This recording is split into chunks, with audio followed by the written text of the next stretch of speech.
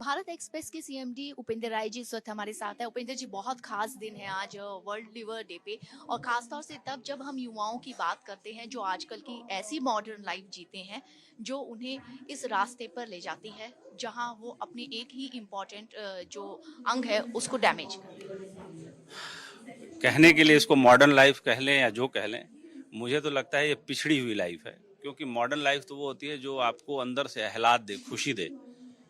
Alcohol जो है उस खुशी को बर्बाद करने का काम करता है। या वे लोग जो जीवन में हताश निराश हैं वो शराब का सहारा लेते हैं।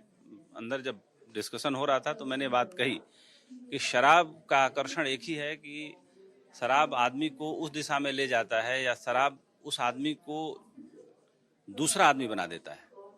और जब दूसरा आदमी बना देता है तो आदमी दूसरा आदमी बनना क्यों चाहता है? क्योंकि उसके मन में जो कुंठाएं हैं, हताशा है, जो निराशा है।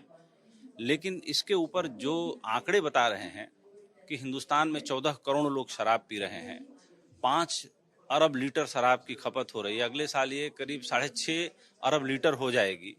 ये आंकड़े डराने वाले हैं। हम यूरोप से भी आगे निकल गए हैं अल्कोहल कंजम्पशन में। यूरोप में तो लोग शराब पीते हैं, थोड़ा समझ में आता है, क्योंकि साल में 9 महीने वहाँ बहुत ठंड पड़ती है, वहाँ की ज़रूरत भी है। लेकिन हिंदुस्तान जैसे देश की ज़रूरत नहीं है। और सबसे दुखद बात यह है कि जिन गाँवों को हम कहते थे कि भारत गाँव में बसता है, उन गाँवों का जो प्रतिशत है अल्कोहल कंजम्पशन में वो शहरों से आगे निकल गया है। यहाँ तक कि अगर देखा जाए, जो आंकड़े बताते हैं कि शहरी आबादी में 17% पुरुष शराब लेते हैं तो 1% महिलाएं भी ले रही हैं। गांव में बस एक ही गुंजाइश है कि महिलाएं कम शराब लेती हैं। वो आंकड़ा नेग्लिजिबल है, लेकिन शहरों में ये आंकड़ा तेजी से बढ़ रहा है। तो कुल मिलाकर के जो डॉक्टर सरीन अभियान चला रहे हैं, मैं उस अभियान से जुड़ा हूं।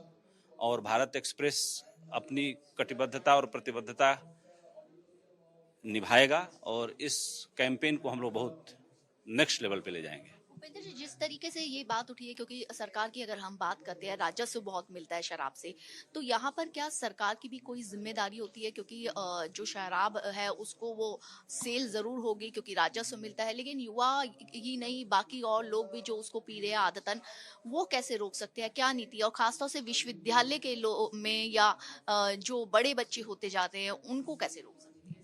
देखिए, जितना इसको रोकने का प्रयास करेंगे उतनी ये चीज़ बढ़ेगी। इसका एक स्पिरिचुअल एंगल है। एंगल ये है कि जिस चीज़ की तरफ आप मना करते हैं, आकर्षण उसी की तरफ बढ़ता है। कहावत है ना कि दूर के ढोल सुहावने होते हैं। इसको रोकना नहीं है, बल्कि इसके बारे में लोगों को बताना है, इससे रूबरू कराना है, और ये समझाना है कि शराब या सिगरेट आप छोड़ने की कोशिश करेंगे तो और पकड़ेगा। हमें ये समझाना है कि शराब सिगरेट से ज़्यादा महत्वपूर्ण काम करने हैं। कैसे करने हैं? सुबह की वॉक कराने की आदत डालनी है। छोटे बच्चे हैं, उनको ध्यान योगा कराने की स्कूलों में आदत डालनी है। जैसे मैंने बोला कि शारीरिक शिक्षा के क्लासेस होते थे जब हम छोटे थे अपने स्कूल में, वो सारी चीज़ें मिसिंग हैं। पहले नैतिक शिक्षा पढ़ाई जाती थी, वो चीज़ें मिसिंग है। तो ज़रूरत है कि हमें उस तरह की एक्टिविटी किया जाए। अगर हम दबाव दे के छुड़वाना चाहेंगे तो आदमी रिहैबिलिटेशन सेंटर में जाता है, लौट के आता है, फिर पीना चालू कर देता है। तो उसके जीवन को परिवर्तित करने की जरूरत है, बदलने की जरूरत है, रूपांतरित करने की जरूरत है, तब जाके इससे निजात मिलेगी। भारत एक्सप्रेस से बात करेंगे। Thank you.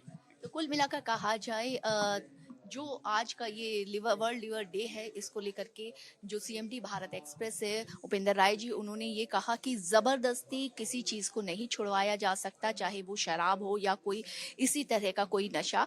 अच्छी बात यह है कि हम अपने लाइफस्टाइल को चेंज करें, व्यायाम की तरफ जाएं और अच्छी बातों की तरफ ध्यान दें। भारत एक्सप्रेस के लिए कैमरामैन कृपाल के साथ कोमल शर्मा।